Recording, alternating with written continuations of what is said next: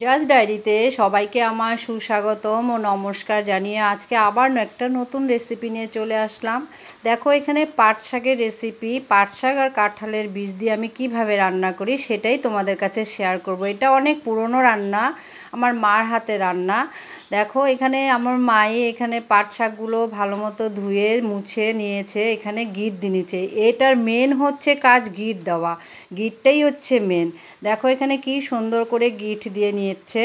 গিট দেওয়ার পরে এখানে হচ্ছে কাঁঠালের বীজগুলো, এখানে এক এক করে দেখো কাঁঠালের বীজগুলোকে থেতো করে নিতে হবে শিলনোড়া দিয়ে।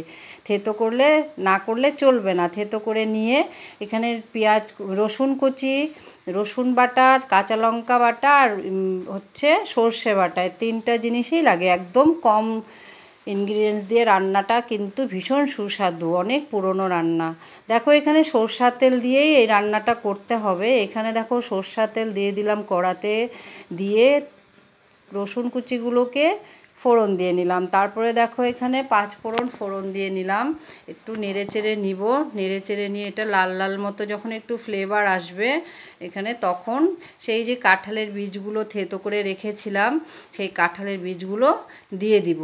কাঁঠালের বীজগুলো দিব। এই রান্নাটা একবার বানিয়ে তোমরা খেয়ে দেখো, ভীষণ ভালো হয় খেতে। অনেক পুরনো একটা রান্না। কে কে এই রান্নাটা করো আমাকে অবশ্যই কমেন্ট করে জানিও। দেখো এখানে লবণ হলুদ 1 চামচ, হলুদ 1 চামচ লবণ দিয়ে এটাকে নেড়ে চেড়ে নিলাম কাঁঠালের বীজগুলো। তারপরে দেখো সেই পাট শাকগুলো দিয়ে দিব, কেননা এগুলো বড় বড় পাট শাক আর হচ্ছে গিট দেওয়া, তাই এটার মধ্যে এটা দিয়ে একসাথে দিয়ে একটু হালকা জল দিয়ে এটাকে কম সিমে এটাকে ঢাকনা দিয়ে 5-6 মিনিটের মতো রেখে এটাকে নামাতে হবে। দেখো এখানে 5-6 মিনিট হয়ে গেছে। দেখো কাঁঠালের বীজগুলো সিদ্ধ হয়েছে, কেননা এটাকে শিলনোড়া দিয়ে একদম ফাটিয়ে দিয়েছি তাই। দেখো এখানে এটাকে দিয়ে দিলাম, দেওয়ার পরে নেড়ে চেড়ে দেখো রসুন বাটা, এখানে কাঁচা লঙ্কা বাটা আর সর্ষে বাটা 2 চামচ দিতে হবে।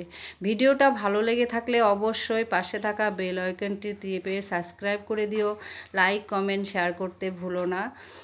দেখো এখানে এগুলো দিয়ে দিলাম, দেওয়ার পরে সব ইনগ্রেডিয়েন্ট সর্ষে বাটা 2 চামচ, 1 চামচ রসুন বাটা, 1 চামচ কাঁচা লঙ্কা বাটা দিয়ে নেড়ে চেড়ে একটু চিনি দিতে হবে, সর্ষে বাটা তাই একটু চিনি দিয়ে এটাকে ভালো মতো নেড়ে চেড়ে কম আঁচে রান্নাটা করলে ভালো হয়।